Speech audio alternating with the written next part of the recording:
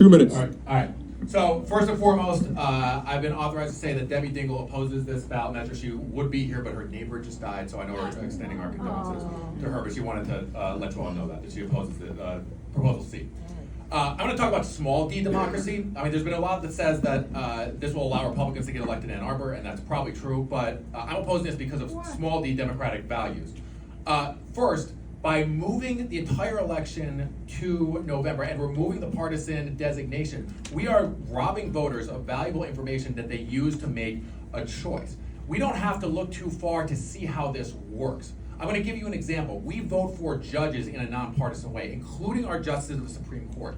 In 2018, we had a phenomenal candidate from Ann Arbor, Sam Bagenstos, who ran for the Michigan Supreme Court. And in an election in which Democrats swept to power across all statewide offices, Gretchen Whitmer got 2.3 million votes.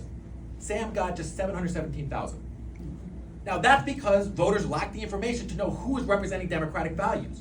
It's not because voters decided to elect Gretchen Whitmer and Dana Nessel and Jocelyn Benson and then elect a Supreme Court that was going to undermine everything they did. Right? So we need to give voters this information that they can use to make an informed decision. That's small d democratic values. The second thing is by just having a bunch of candidates on the ballot in November, there's been studies which show voters favor traditionally Irish names, shorter names, and I'm going to be real about it, white names. There's been studies that show this. They are less likely to vote for candidates of color, candidates with names that they're not familiar with and may not be, tied to a particular family. And the third thing I'm going to say is I agree with you, actually, about voter turnout, right?